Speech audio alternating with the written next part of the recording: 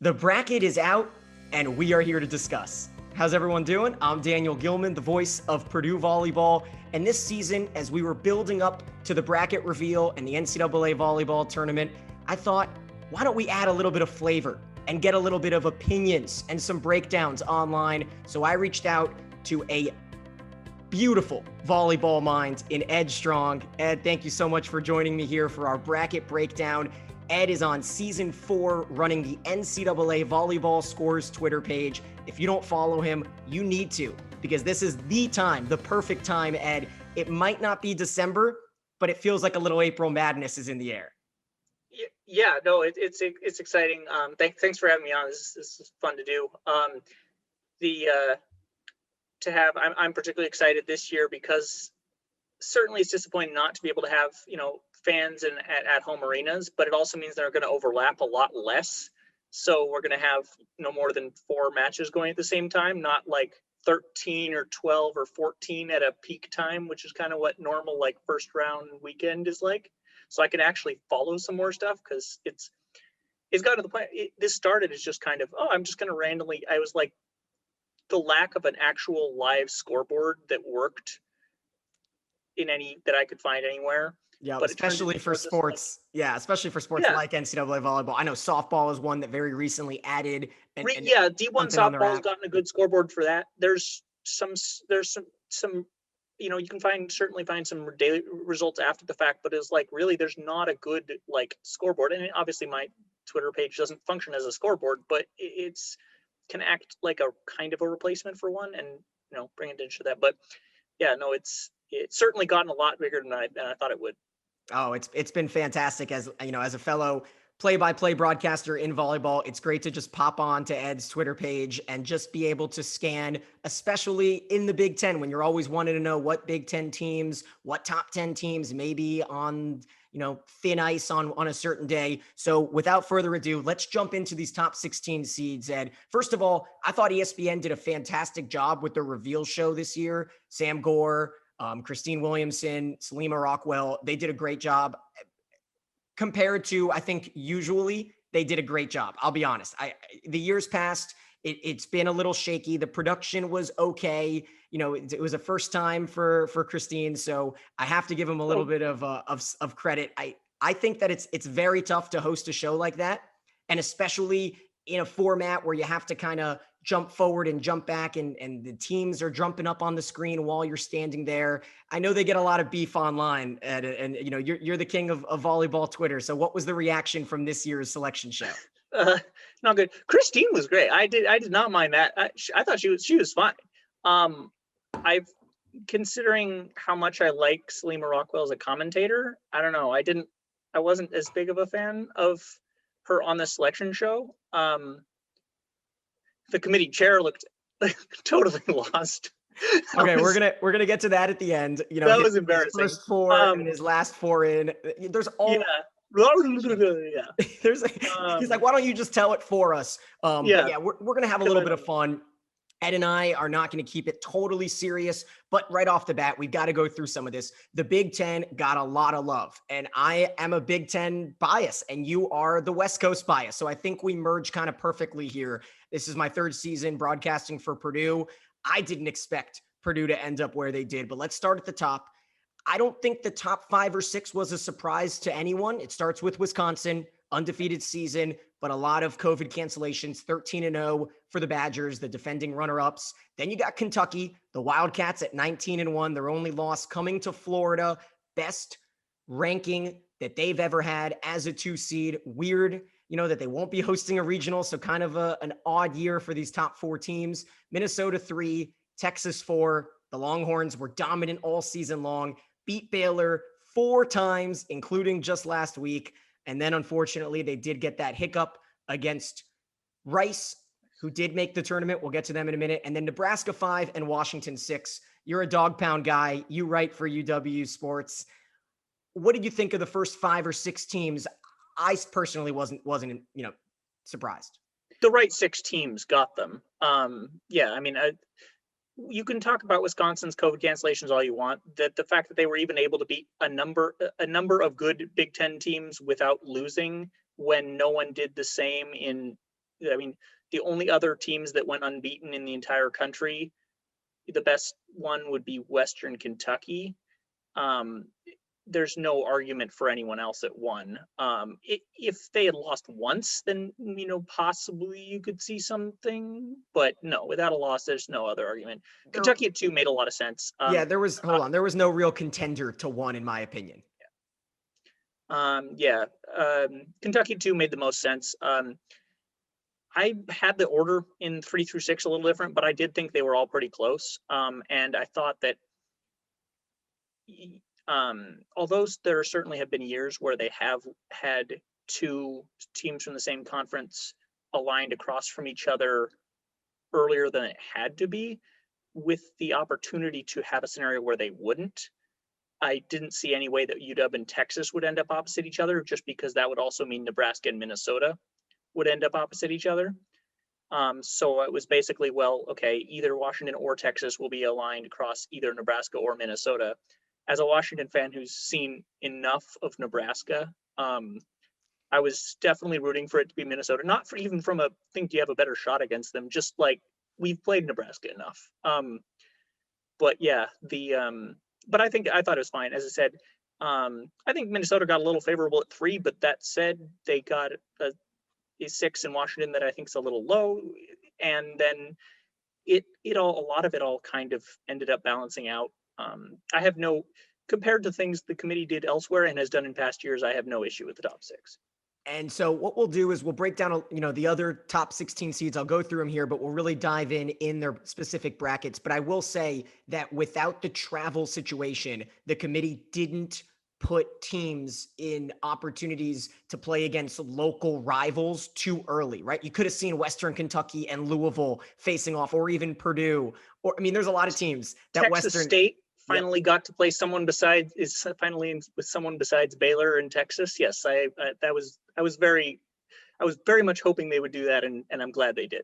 So Purdue gets the 7 seed. A lot of respect shown to the Big Ten. The Boilermakers with 6 losses. They just fell at the end of the season to Illinois. Their other 5 losses were all to national seeds. And then you've got Florida. They finally get to avoid playing like a Florida State in the first 2 rounds because of the fact that the Seminoles didn't make it. But the Gators at 8. Ohio State gets the 9 seed, a 15-3 fantastic season for Coach Jen Flynn Oldenburg. They were undefeated through more than half of the season, had that crazy 5-setter in Nebraska. The Huskers then fell to the Buckeyes in the second match, and then the Boilermakers swept through Columbus.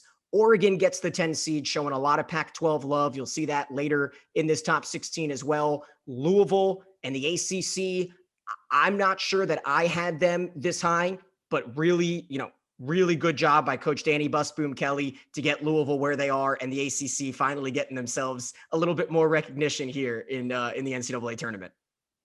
Yeah, no, Louisville honestly could have ended up in a lot with so many conferences playing.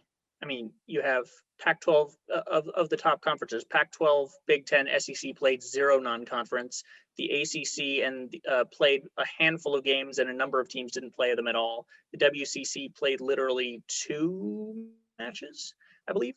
And even the Big 12 didn't play like a lot.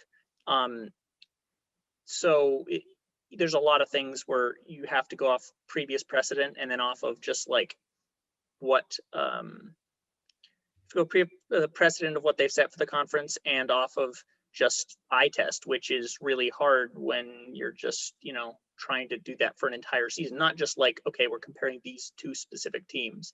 So I really thought Louisville could have ended up anywhere from like 9 or 10 all the way to, I thought they needed to be seeded, but I would have been fine anywhere with Louisville anywhere from like 10 to 16, really. So the Cardinals get the 11, and then is there a more talented 12 seed in recent history than Yassiana Presley and the Baylor Bears? They have stumbled, lost to Texas, but there were some wild sets in that rivalry match. And then you've got Penn State at 13, and I'm not sure, I don't want to give too much hate, but I'm not sure that there is a less talented team that's been a 13 seed. I'm not too high on the Nittany Lions this season. They've got one ranked big win, and that was over the Boilermakers after Purdue beat them.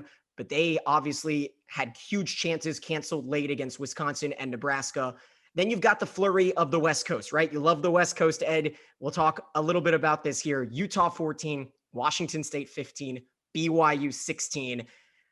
I'm surprised Western Kentucky did not get a top 16 seed, but I'm happy that it's those three teams, and it's, a little bit of a nod out to the West Coast in a non-conference season.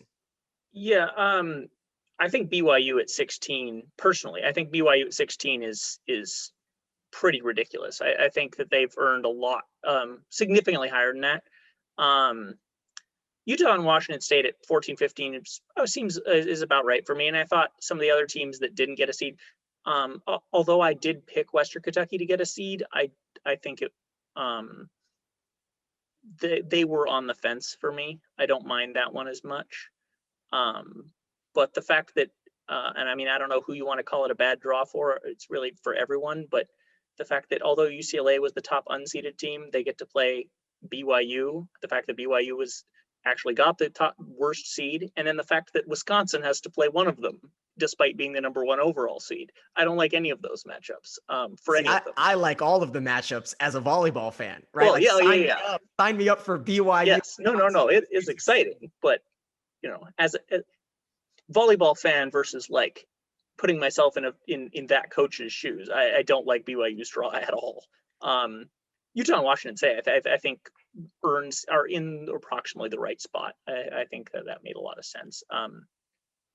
So the Big Ten gets 6 teams, Pac-12 with 5, ACC gets 4, and then the SEC and the West Coast Conference each get 3. And I'll tell you what, speaking from experience, working with a lot of conference coaches and, greats like Mary Wise and Dave Shondell, there's usually a little bit of either like relief or anxiety when you see the teams that you're about to play. But I feel like this season, Ed, as we take a look here at the first bracket and Wisconsin and BYU, and, we're talking about it there, and Bowling Green and Weber State playing in those first rounds, a pair of 1-loss teams with no non-conference play, it really feels like there's no reason to worry, right? To think that a team is overseeded or underseeded, because like we have very little idea if UCLA is going to wipe the floor with a 7-4 Rider team, or if, for the first time playing a non-Pac-12 team, that could be a fun one in a really late night matchup at 10:30 p.m. on April 14th to get the rights to play BYU. Yeah, I mean, there's certainly a lot we've seen, and that there's so little connection between the conferences. I mean, I remember when the first RPI came out, and it was just like, as soon as it did, I was like, wait, they actually published that? Because it's going to look so ridiculously weird. I mean, you got to have an Army winning it all, right? Because they were number 1. Yeah, I was going to say, well, Army at one point was, in the first release of the RPI, Army was 1-1, but both of their games were against a Colgate team that was 5-1 and hadn't lost otherwise, and that got them at number 2 ahead of even the Colgate team that they split with, just because that RPI, with so few opponents, RPI is beyond useless. It actively hurts if you try to, like, you'd be making a worse judgment if you tried to add it into your display. So yeah, you have to go, off precedent what you did last year. What you did last year, I think in some cases, especially with teams that didn't play a lot, if they don't have many results. One team I was interested to see what happened with is Towson. They won 6 game matches, all dropped a total of 1 set. They beat a Temple team that gave UCF a pretty good fight in the AAC final, but they've also only played 6 matches. Last year, they totally dominated the CAA and ended up earning a little high for my taste, but the better of the 2 seeds, and took a set off Penn State. So I mean, if this team clearly could be as good as last year or even better, but not necessarily. So that's one of my teams to watch, just because we haven't seen really anything. We'll get to them in a minute, but let's give a little love to the 22-1 Bowling Green Falcons, head coached by Daniela Tomic, their first MAC title since 2012, 3rd ever trip, beat Western Michigan in the championship, and they'll match up with a Weber State team that hasn't been since 1988. They lost to Northern Colorado in the championship last year of the Summit, and this year they come back and they beat them in 4 sets. Go ahead. Big Sky, excuse me, in the Big Sky. And then they come back and beat Northern Colorado this year. First time winning the regular season and the tournament. So congratulations to Jeremiah Larson. That's one of those where it's like, it's almost like a play-in game for the NCAA tournament in basketball, where you're just like, okay, if you can win that game, forget about what happens against the Badgers. You celebrate winning an NCAA tournament match. And that's one thing that I think, obviously there was a lot of clamoring for having a 64-team field this year. And I totally get it. I would absolutely prefer that. That is one definite advantage of having a 48-team field with fewer at-larges. A number of teams that in a normal year have to play a seeded team are going to have a very legitimate shot at being able to win a tournament game without having to pull some sort of historic upset. The winner of Bowling Green, Weber State, Illinois State, UNLV. I am extremely excited for. That to me is two of the hottest teams in the country. The winner will play Kentucky, and we'll have to pull something pretty surprising to win there. But there's a lot of teams that will get a shot to, or either a 50-50 type match, or at least are certainly have a much more of a chance to claim their first NCAA. I think there's a good shot we'll see multiple teams claiming their first ever NCAA tournament wins. Something that was really funny, Ed, was the fact that there's no names for these regionals. So it's just, we're going over the top left bracket. We're about to go over the bottom right bracket. And I like it. You keep it simple. It's better than calling them like the Azalea bracket or like something pretty like the Daisy bracket. That would have been confusing. But finishing off the top left bracket, you've got Wisconsin. Of course, you've got BYU. And then the winner there in the Elite Eight will take on one of these teams, and it's going to be a fun one. I love this first round game. I think this match here, Missouri against South Dakota, 15-7 Tigers, the last SEC team to make it. They really showed a lot of fight against Florida middle of the season. But at the same time, South Dakota, if you saw what they did in their championship game against Denver, down 0-2, match points for Denver. I think they had 3 match points, right? 4 of the 5 sets went extra points. I'm going to have to give a little love to Sammy Slaughter. I was watching her make a couple plays in that championship game, Ed. What do you know about South Dakota, and who do you got in that one? I would need, I don't know. That's definitely one of the ones that would be more interesting. South Dakota notably, a couple years ago made the tournament by upsetting Denver. Last year, lost an upset to Denver in the final, and then had ran to the NIVC title where they lost to Georgia Tech, who is another team that a lot of people certainly thought would be in the tournament. And then this year they beat Creighton. They split with Creighton, who's also in this region. Naturally. Yeah, they're gonna take on Morehead State, which is another fun one for Florida to have to kind of swallow with, because Creighton is a tough team. Yeah, Creighton's I think I'm very interested to see what happens when Creighton has to face a team that can actually match up with them height wise. To me, they've kind of fit the description of like a small conference bully, I guess, in terms of the sense that they win almost entirely because of they're extremely good, not just tall, they're very, very good at blocking. But when they have to face a team that can match up with them height-wise, like a Florida, I don't know. I really don't think that their serve receive, their back row defense, their serving has been enough. It certainly can get better, but this is not one of the better Creighton teams that is. There have been a lot of really, really dangerous Creighton teams, and I'm not sold that this is one of them. Morehead State, I'm very interested by. That Morehead State, Jacksonville State, I thought was going to be closer. They dropped the first. They had 2 14-0 teams headed into the final week, and dropped the first match in a very tight match, and then swept the rematch and swept them in the final.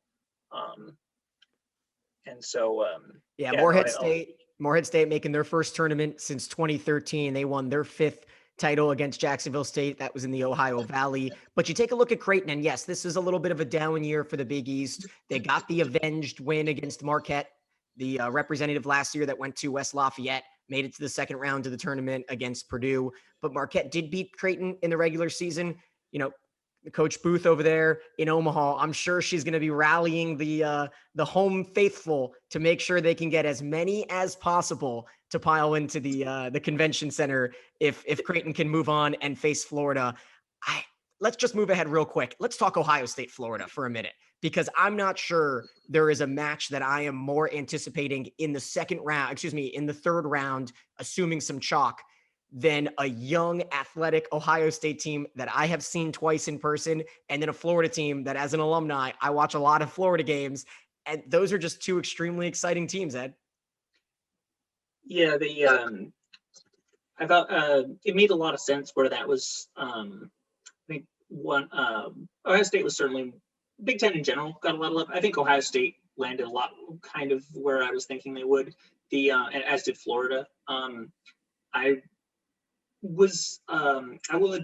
admit I was not sold on Florida early on, in terms of through the fall and the first part of their spring. Not on them being good. They were certainly good, but on them being a truly, really elite team. They have shown a lot more in the past few weeks. I mean, obviously by beating Kentucky, but even how they very quickly dispatched of A&M,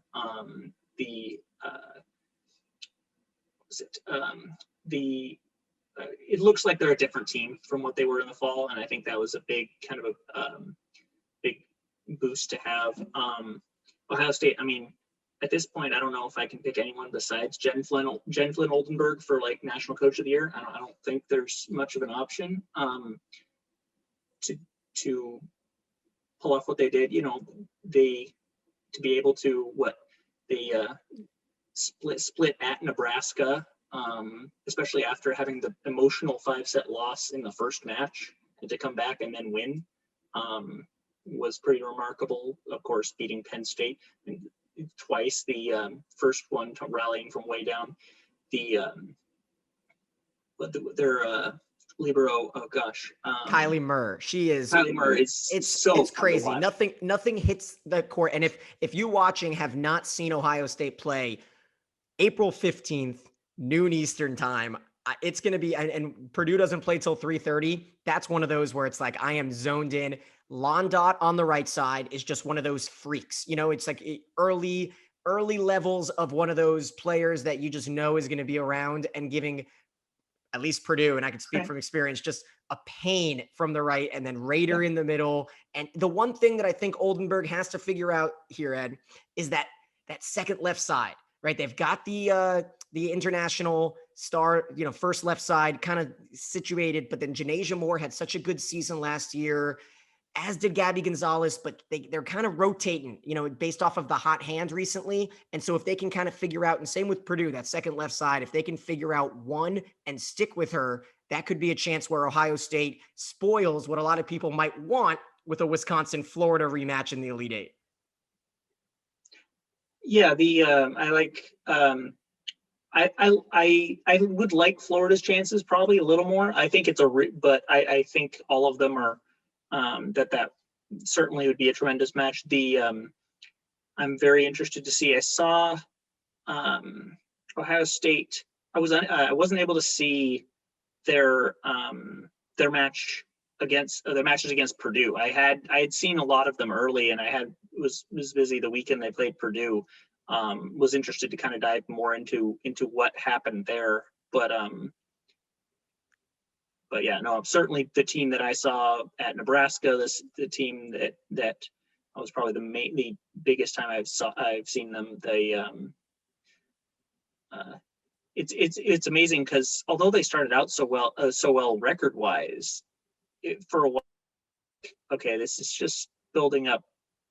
Like, they went 5 with Maryland. They went 5 with Rutgers. They went 5 with Maryland twice. They were down. I think they were down 12-7 at Rutgers. And first of all, that's a fantastic job by Coach Schweihofer as they finished the season with wins against Maryland and Michigan State right after taking Purdue to 4. That was just a great job. They won more Big Ten. They've won more Big Ten matches consecutively right now, 4, than they had won in all 6 seasons through last year. That doesn't make. I mean, yes, it speaks to how tough they were already doing before they got to the Big Ten and how good the Big Ten is. But to be able to do that at the end of the year was, plus winning a couple of other matches as well, taking a set off. In the last couple of years, they've taken a set off Purdue, Nebraska, and Minnesota. They took a set off Nebraska this year for the first time ever. But let's go ahead and move on. We don't want this to be, a 3-hour show here. So moving over to the Kentucky area, the bottom right bracket. As we talked about Kentucky, we talked about Western Kentucky. I like Western Kentucky's chances to move on and take on Kentucky in the Sweet 16. Just a little teaser there. But let's talk about them first. 21-0. Huge congratulations to Travis Hudson, former Purdue grad manager Jessica Lucas. They're All-American alumni. She's an assistant coach there, and she's been texting me throughout the season.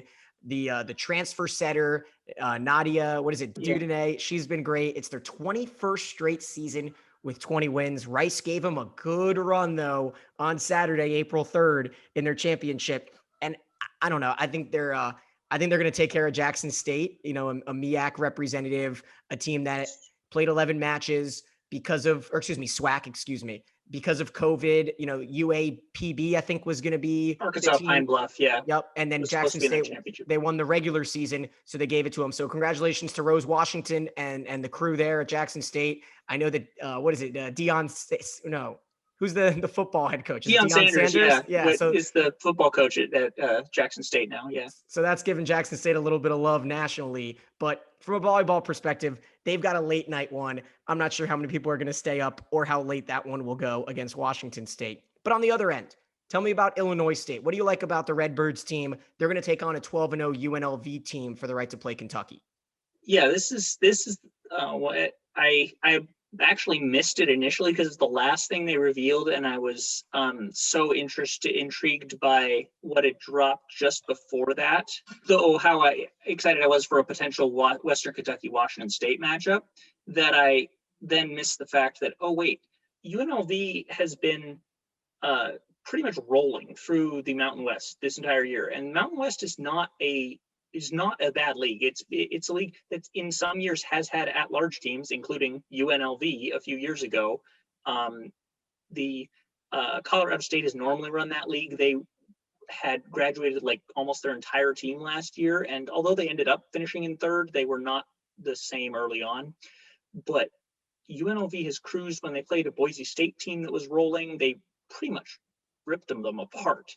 And Mariana Hayden for UNLV, you got to watch her serve when they play. Watch Mariana Hayden. She's finished national top 10 each of the last 3 years in aces. Has had multiple double-digit ace matches, which just doesn't sound right. Double-digit ace matches. Double-digit aces, yes. Oh my goodness. It was at one point. Okay. Anecdote. One point while I was watching that Boise State UNLV match, it got so bad because her serve was on that day. Boise State dropped back a fourth serve receiver. They had, instead of having 3 or 2, they had 4 serve players in serve receive because it was that destructive that they're like, we got to have another serve receiver back here. And it didn't really change a lot, but the fact that was so drastic that was necessary. Illinois State, on the other hand, started out kind of meh. They split with their first several opponents, which included some positive results. A positive result with splitting with Marquette. They split with Cincinnati, which we knew that was Jordan Thompson wasn't there anymore. We didn't really know what Cincinnati was like. They ended up being okay. They also split with Bradley, which at the time looked pretty and Indiana State, which at the time looked bad, and it's pretty much still does. Then they found their footing a little bit, went into a COVID pause for a few weeks, and ever since they've come back, they've been way better. They've tore through the NBC down the stretch, which another league that certainly doesn't get multiple teams in every year, but often does. Only the reason it didn't have a chance this year, the small field, combined with there were too many teams beating each other up. A lot of years, Northern Iowa, or in the years that Creighton was still in the league, or Wichita State, there's been like 2 or 3 teams that kind of pulled away from the pack. No one really did until Illinois State went on their run late. Everyone in the league has at least 3 losses. So it was kind of a league where, okay, it's a solid league, but not going to get an at-large bid this year. That said, whoever does come out of this league is dangerous. Kaylee Martin hits one of the harder balls I've seen. So just one of the matches that certainly on opening day that I'm going to be looking forward to the most. Yeah, Illinois State will be a trendy pick. We're used to seeing them pretty much upsetting teams left and right over the last few seasons. Back-to-back Missouri Valley champs, 3rd straight NCAA tournament for Leah Johnson and her crew. Then UNLV, Don Sullivan, first time that they've won the Mountain West Conference. You talked about the at-large bid back in 2016. They were also at-large 07 bid. Yep, 07. And they're 12-0, which I talked to Coach Shondell earlier today about, because, the Boilermakers are taking on 2 teams that don't have losses. And one team has, 32-1 are the combined totals of High Point and UCF that we'll talk about in a little bit. But when you have a team that doesn't lose and hasn't lost yet, they have a little bit more confidence than a team that might have 1 or 2 losses. So that'll be an interesting one. But at the end of the day, Kentucky is pretty dominant. I think the only team, and you could tell me about Washington State here, but I think the only team that could even give Kentucky a run, and that's just because of familiarity, would be the Hilltoppers from Western Kentucky if they were to match up in the Sweet 16. But the Wildcats are dominant. They really have shown and looked every bit like the top 5 seed that they are.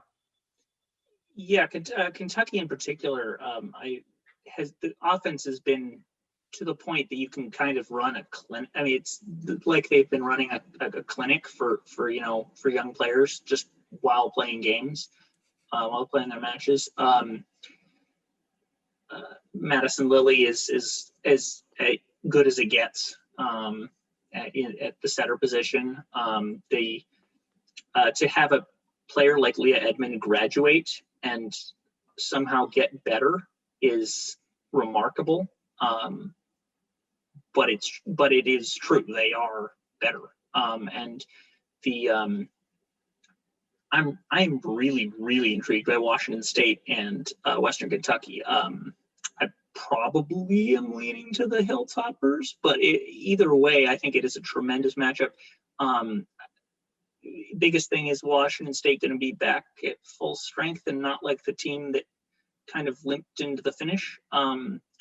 Because the team that the Cougars had been throughout the year, last year's National Freshman of the Year, Magda Hedlarova, is just as good this year.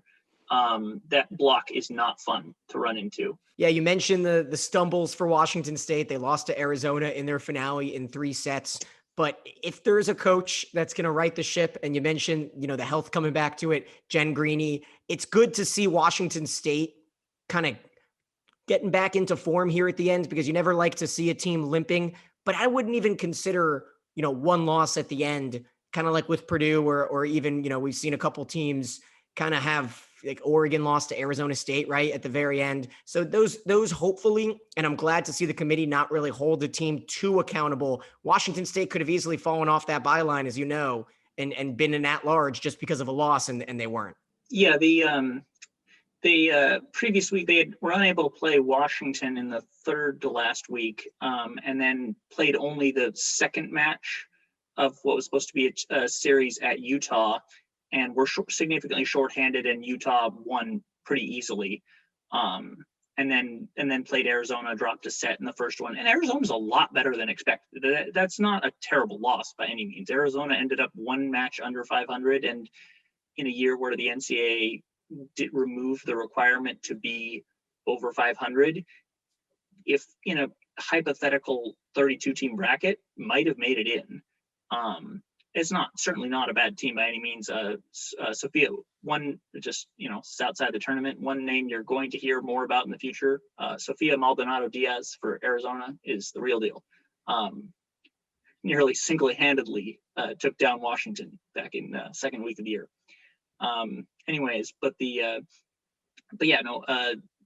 Cougars have given a lot of problems, even over the last couple of years, to Washington. They split with Oregon, split with UCLA. I like Western Kentucky barely. That'll be one of the best matchups, on that 2nd day, I think. Yep. So we'll move to the bottom right of that bottom right bracket. Give me one or two players in this first round here. We've got the noon match, Army against Notre Dame. You can't count out the number one RPI team, right? When the rankings dropped in Army, playing Notre Dame, the last at-large bid. They swept Georgia Tech. They needed to do it. They did it. Head coach Mike Johnson always has a competitive squad. And then two teams that just don't lose, right? High Point has the second longest winning streak in college volleyball behind Western Kentucky. And so Ryan Meek and, the High Point, they're not going to travel too far, right? North Carolina to, maybe that's kind of far. UCF will have a little bit of a further trip. That's what I was kind of going for there. And the Golden Knights, Todd Dagenet, they are a team that I have not watched. I don't know too much about. Honestly, all four of these teams are a little unfamiliar to me. So why don't you give the volleyball fans some edge strong knowledge here? I think UCF to me felt a little low, not enough respect for them for winning a league that's among probably seventh or so in terms of strength with just one loss. They lost in 5 in a very, very fun match to Florida State, which some people were thinking might get FSU over the hump into the tournament. But the UCF has, much like the Florida State team they played in that match, is another team with a absolutely tremendous block between, including especially, I was going to say, besides their middles on the right side, Anne-Marie Watson, one of the better right blockers, top blockers in the country that isn't a middle, and that can cause a lot of problems for if they were playing a team like, say, in Ohio, like if they were playing a team that didn't quite have. I think I don't like the possibility of a Purdue matchup as much for them. Just because Purdue is not a team that lacks in size at all. On the top line, but as far as I was going to say, the Notre Dame was the best team in the fall in the ACC, and although they've lost a couple in the spring, they certainly haven't looked bad by any means. I like their I like their chances to win against Army. The Army made the run as the 3 seed in the to win the Patriot League tournament, the first time they've done that in a while. I think Oregon, I think Oregon got a low draw at 10. That said, I actually don't mind this low seed, but I don't mind their draw at all. I think Oregon should move out of this and get to play a Purdue in one of the best in a really good regional semi. I think it could definitely be argued that Oregon may have one of the lesser competitive second round. I got to be careful here, but I just feel like Army and Notre Dame, considering they were the last at-large team to be announced. Well, weren't they? They were the last to be announced. So I don't know if they were the last to be added. Last 4 in. They were one of the last 4 in. I think they were like second to last 4. I thought they'd be a bit higher than that, but it's certainly not one of the more dangerous of the very. There's a number of teams on the second line that I think can cause bigger problems. Army makes their first trip in a while, their first Patriot League title since 2009. And of course, because why not, Purdue on a collision course with Kentucky, a team that they had to play in the first round a few years ago, or the second round, in Lexington. And, a pair of coaches that are very familiar with each other, as Sam Gore mentioned, Muncie natives, both went to the same college at Ball State. Craig Skinner went to the same, at the same time as Purdue assistant coach John Shondell. So all the storylines there on a drive that I've made a couple times from West Lafayette to Lexington. Let's move up to the top right. Georgia Tech gets in.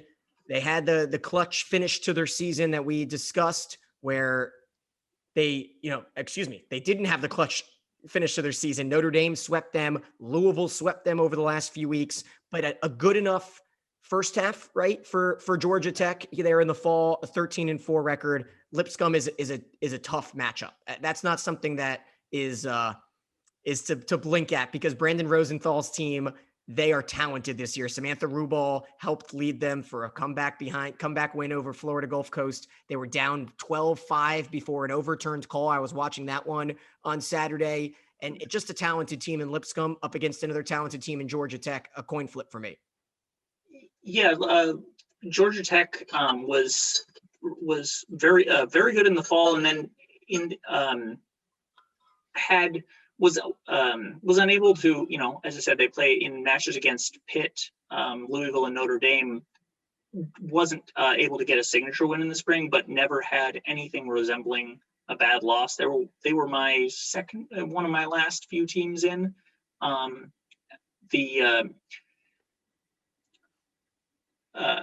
Mariana Brambilla is very, very fun to watch. On the right side, the Lipscomb, whoever was going to come out of the ASUN tournament, I really liked their chances to do something, whether it was going to be Lipscomb, Florida Gulf Coast, or like Kennesaw State. Lipscomb hadn't in a few years. They had been really, really at the top of the Atlantic Sun a few years ago, and then Carly Nussbaum, All-American, graduated, and Kennesaw State FGCU kind of took over at the top of the league, and now Jacksonville State is coming next year after going 15-1 in the OVC. But it's definitely one of these spots where you can see a three, one of the threes taking down a two line would certainly be a very possible outcome. Yeah, they're gonna take on Minnesota, and I'm not writing off Hugh McCutcheon anytime soon. I think, to be honest, Minnesota is gonna cruise through this draw. Pittsburgh is gonna get the replacement team in Long Island. Sacred Heart couldn't field a squad with contact tracing issues, which is really unfortunate for them because they had a great regular season. But Pittsburgh at 16-4, they beat Florida State. They needed to finish the season, winning their 9th straight match. And for Dan Fisher, and Ed, you remember 2019, a lot of people were talking about Pittsburgh and whether they were going to go to the Final Four at home, whether the ACC was living up to the hype.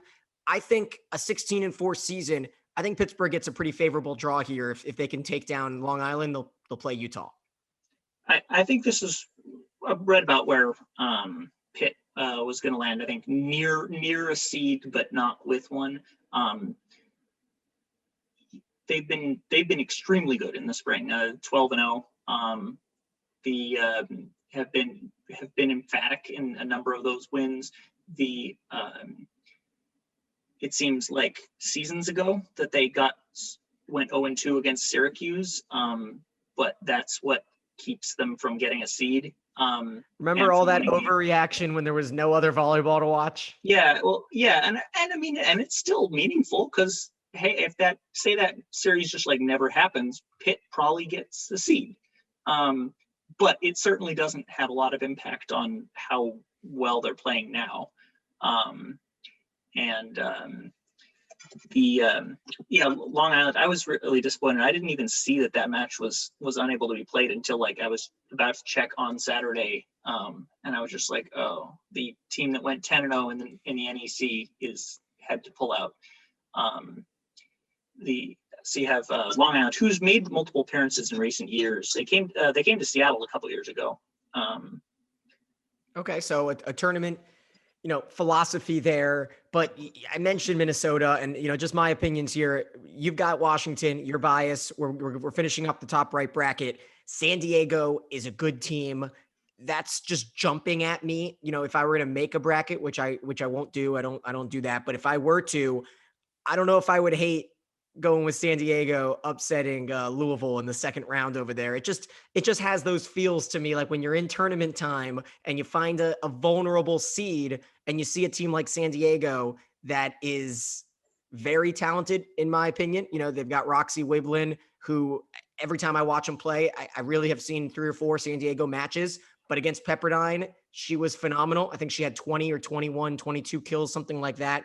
And they'll take on Texas A&M Corpus Christi, which is a team that I've seen up close and personal. Purdue has scheduled them in the past.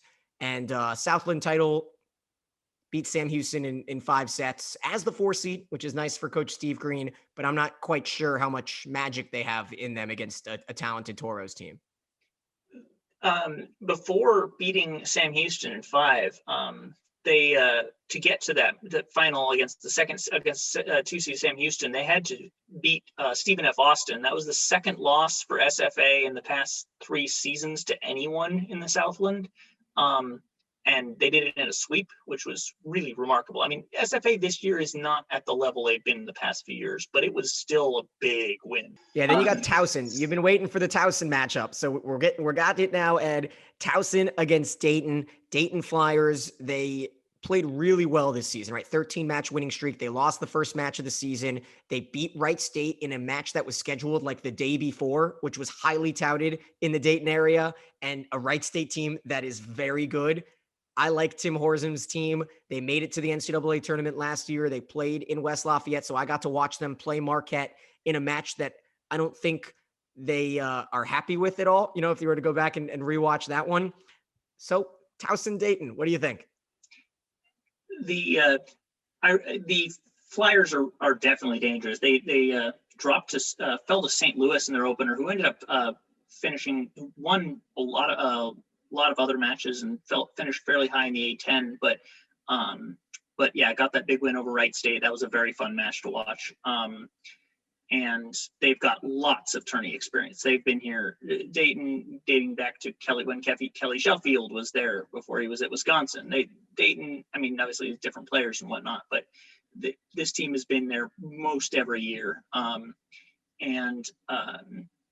There was one player I was trying to, had a really undersized player. I don't have her name on me right now, that had a absolutely absurd, 30 kill match for Dayton. Let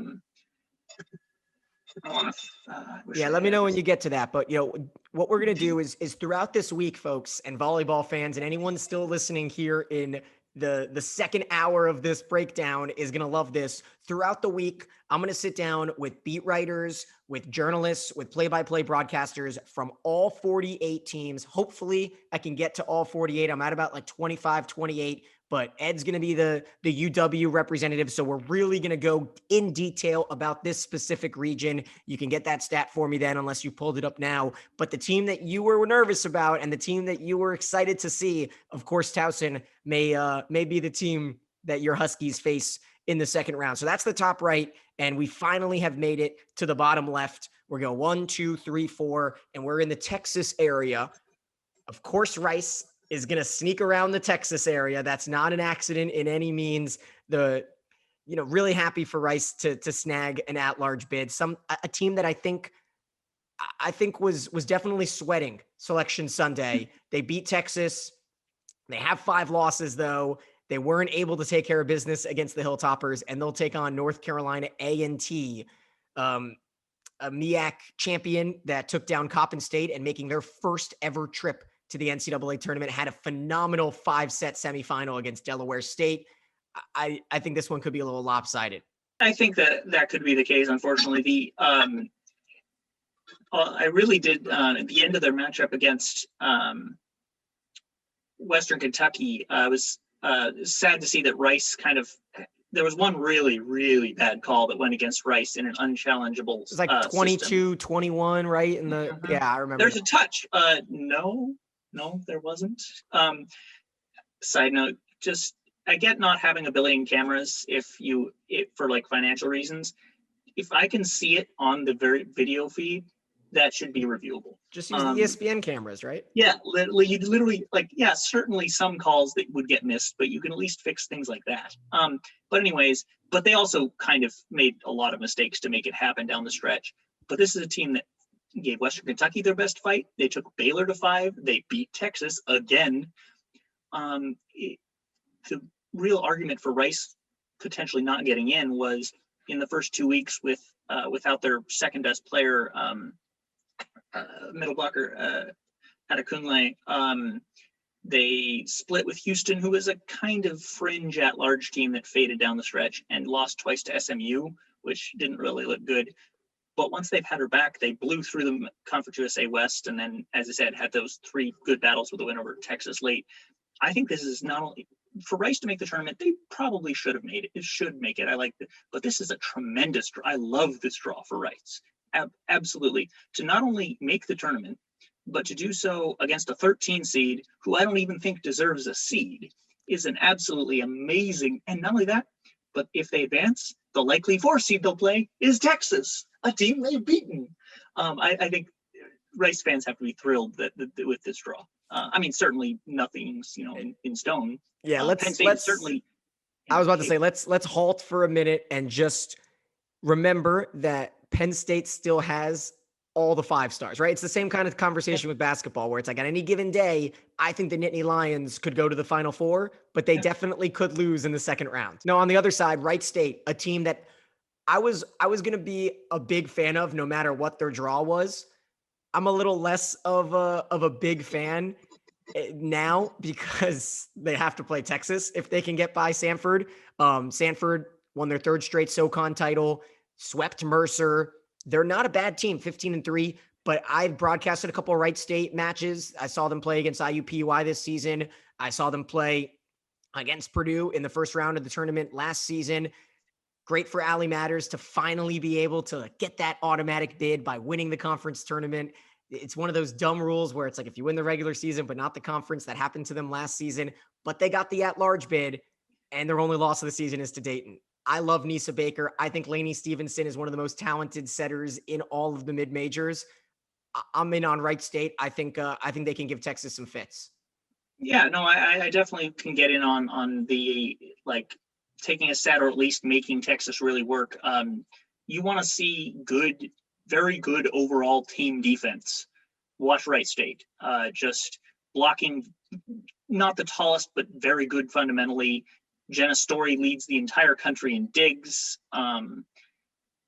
They have Sauer and Martin are just 2 players who are always playing at their top of their level. And we're a pro Wright State show at the moment. Celia Powers on the right side is also someone that can just make things happen. I think Wright State is going to take care of Sanford. What's your gut say about this region here? Do you think it's going to be Texas? Over. I'm talking about in this specific of these to get to the Elite Eight, correct? Oh yeah, I like Texas' chances. I think that Penn State, Rice, and Wright State are all definitely all good enough to make them. Whoever they play is certainly good enough to make them work. I don't think Texas, with having lost to Rice twice, I think they'll come out pretty angry in that. I think I'd probably say Texas in a relatively close but not dramatic win over Rice would be my pick to move to the Elite Eight. Yeah, and then so we've got the other half of that bottom left bracket and some more Texas ties.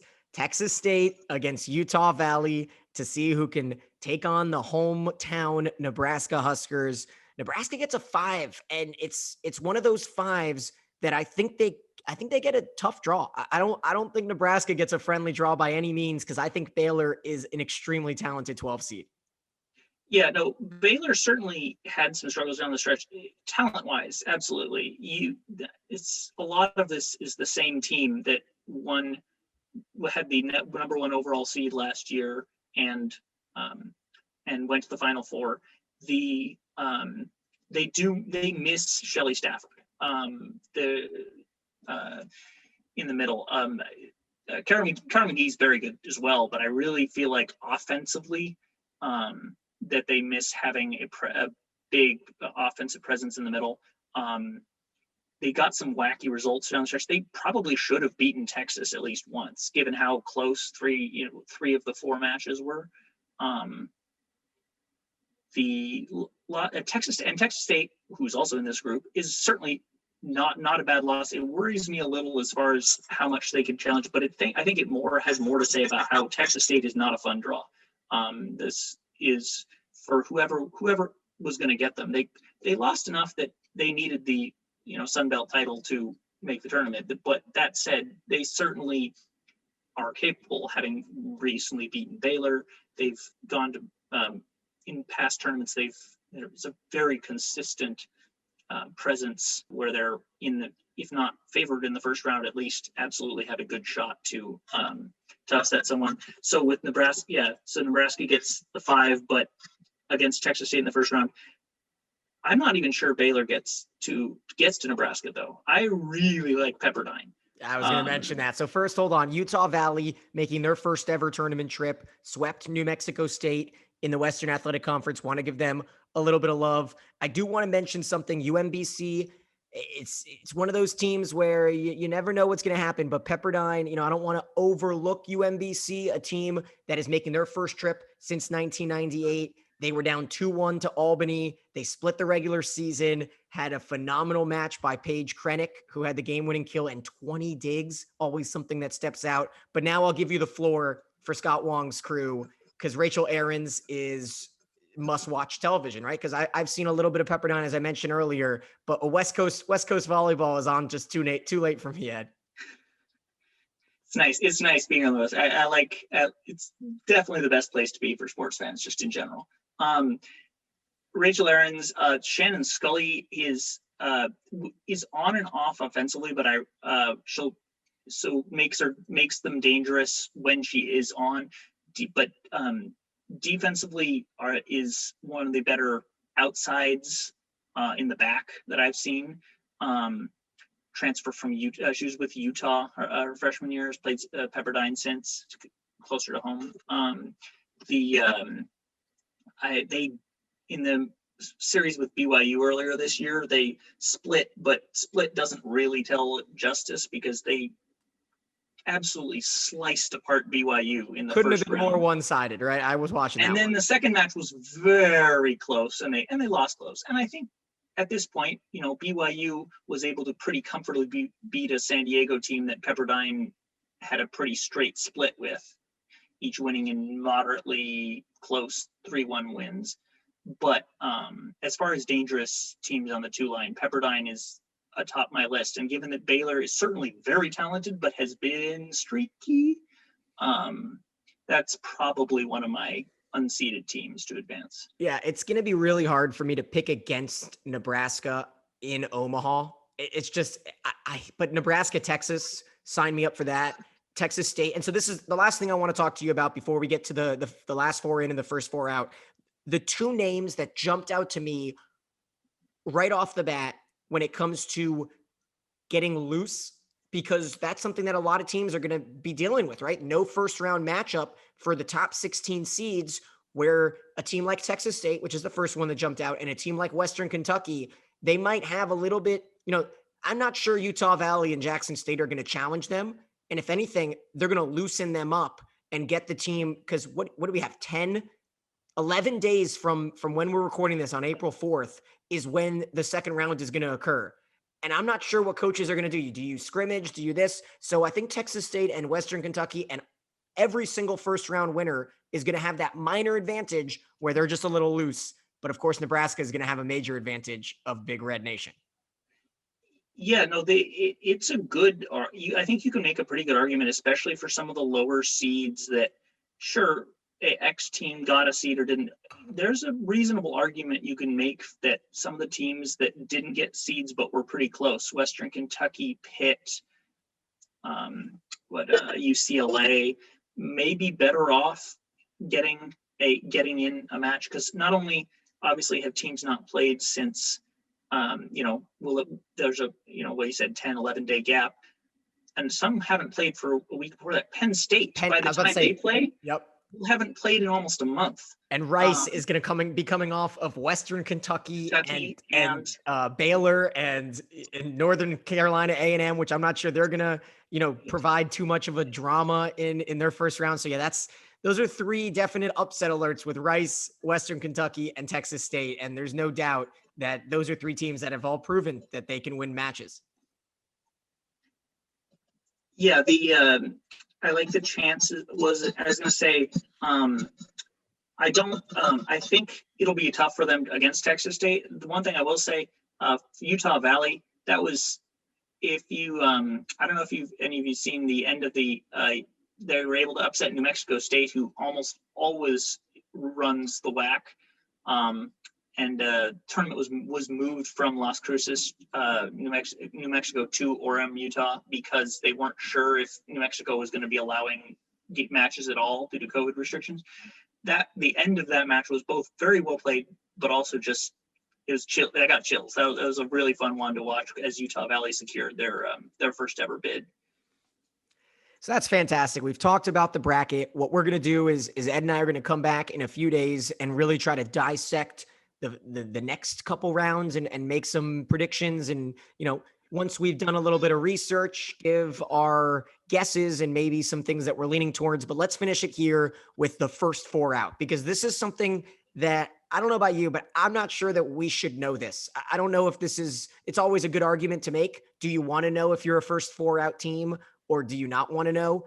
But for Kansas State, Marquette, Tennessee, and Arkansas, it feels like the only one to me that was really right there was probably Kansas State. And then, as you mentioned, Florida State was probably right around the corner as well, with one or two wins at the end.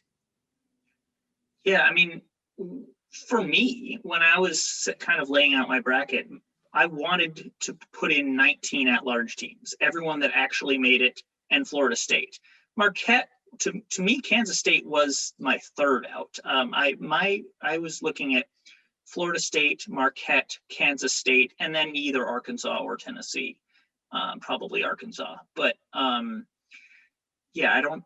This year, however, it actually is meaningful, because at least for the first 24 or 48 hours, if somebody does have to pull out due to COVID restrictions, if it's an automatic bid, then they would have to be replaced by someone for their own conference. If it's someone from, even if it is an auto, but if it's from a multi-bid conference, like say Penn State still can't play, or UCLA, which had to have their final match against Stanford wiped out, or something like that, then the first four, then what, in this case, Kansas State would get invited. There's only a pretty short timeline for that. It wouldn't be like, it'd be like by Tuesday, I think it is. Yeah, it's a day or two. Yeah. It's unlikely, but it's at least meaningful. But you can certainly see how a team, that said, I mean, I guess in the age of the internet, can you really be away from it? If a team didn't see themselves on and they want to turn off the TV as soon as it ends, then go for it, I guess. I don't know. Like, as someone who likes brackets, I want to see their thinking, even if I don't agree with it. Oh, I mean, we love it. Fans love it. But I just mean as the team, do you want to know how close you were, or how close you might have been to a national seed? That's always something that's interesting. But this year, as we mentioned, you may be better off being the 18 or the 19 or the 20th seed as opposed to the 16 or the 15, but just a lot of time for us to break everything down. Ed, thank you so much for joining me. Any final words here from the release of the bracket, or from the show, or anything that's surrounding today, which is, I think, has been a pretty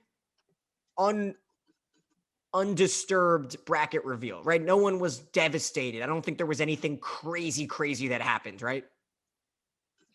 No, I mean, there's certainly things that I didn't agree with that I wouldn't have put in there. I think in out, I believe they got the right teams in. As I said, some of the things that I thought were a little off actually kind of balanced themselves out. Purdue got a 7, Oregon got a 10, but Purdue got what I think is the tougher match in the second round anyway, and they would then play each other in the regional semis anyway. So either way, some things you have, one thing I thought was particularly odd was that BYU would get as low, when I saw BYU come in all the way down at 16, my immediate thought was San Diego's screwed. They're out. If they aren't giving the WCC credit to give BYU better than a 16 seed, how is San Diego, which lost 4 of their last 5? They're certainly very talented, but they really did struggle down the stretch. Their last 4 were all against BYU and Pepperdine, and they got a win against Pepperdine. But right before that, they also lost to LMU, who went 7-9, which is probably the worst loss of anyone who was like right on the bubble. I was very, very surprised to see them only slightly behind Pepperdine when Pepperdine split with BYU and didn't lose to LMU. I was very surprised to see them as close to each other as they were. But yeah, the biggest thing, I think they got the teams in right, even if there's, plenty of things that are off. One thing that I certainly thought was actually weird, I want to mention, conference groupings. The Pac-12 got 5 teams in. 4 of them are all on the same half of the bracket, the right side, all of which are the seeded ones. The Big 12 got 2 teams in. They're both in the bottom left. The ACC got 4 teams. All of them are on the right, 3 of which are in the top right, including the seeded team. There's just some conference alignments that don't really make a whole lot of sense. But I was looking at that and I saw your tweet. It's always something that's interesting, but at the same time, you can absolutely go through these, and the Pac-12 probably gets the short end of the stick because, Washington State, Oregon, and Utah, only one of those teams could go to the national championship, right? I mean, that's kind of the conversation, and where in the Big Ten is getting some love, as they usually do.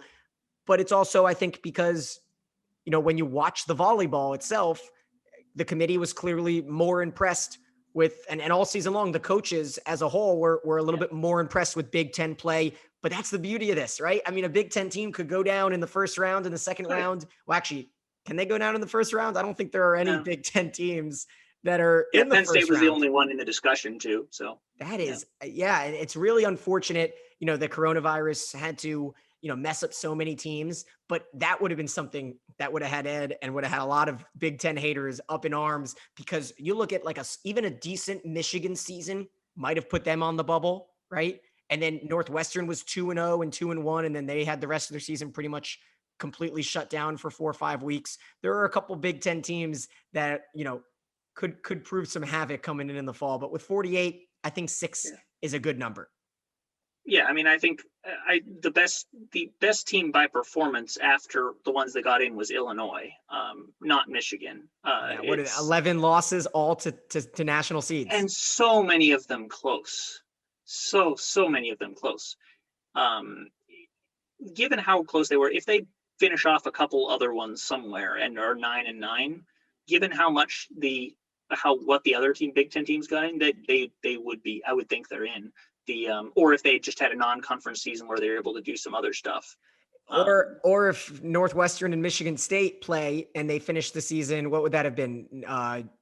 10-11, right? You add, what they 11-11, right? That would have been their finish if they had won those 4 matches that got canceled. So yeah, a lot of ifs, but I'm sure every conference and every team could add some ifs, some ands, or some buts. But I hope you all enjoyed this one. We'll be back soon. Ed and I are going to break down not just Washington, but we're then going to, continue week by week as the matches go on. We're going to keep y'all entertained as long as you enjoyed it. But if you are affiliated with one of those mid-majors that, I may not be able to find someone that is associated with you, someone like a Utah Valley or Jackson State or Texas A&M, Corpus Christi or Samford, and you want to reach out to me, go ahead and do so on Twitter at Daniel Gillman, Gillman. And you have to, if you're a volleyball fan and you're still listening an hour and 15 or so minutes into the show, then I'm guaranteeing that you probably already follow Ed, but go ahead on Twitter at NCAA VB Scores.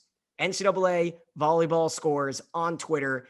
He's got all the knowledge all postseason long. And as you mentioned this year, it's going to be a little easier to be able to keep tabs on all the matches as long as you've got ESPN3. And it's nice to have that Apple TV quad box that we're going to be able to completely have all of our volleyball cravings filled.